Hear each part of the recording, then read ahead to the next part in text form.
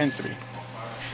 On this third and last video, we'll show the 6100 board in comparison to your wiring diagram and or wiring diagram, which is how the board was tested.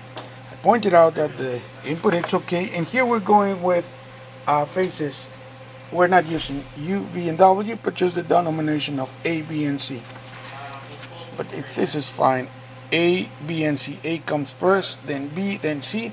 The only difference here that should not make any matter, it shouldn't make any difference, is that you're using the U, the V, and the W when we're using A, B, and C, and we go A, B, and C. But these connections are fine. We have here the plus A, the minus A, plus B, minus B, and plus C, minus C. That's pretty straightforward. We verified here that you bring the U or A to J5 position 1, the W, the V or B coming to position 3, and the W coming to position 5.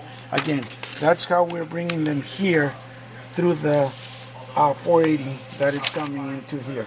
In your particular case, as long as you have J5 going in there, you will be fine.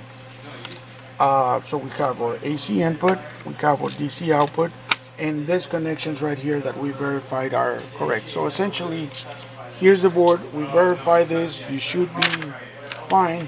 And now we've already pointed out how the rectifying waveform should be generated.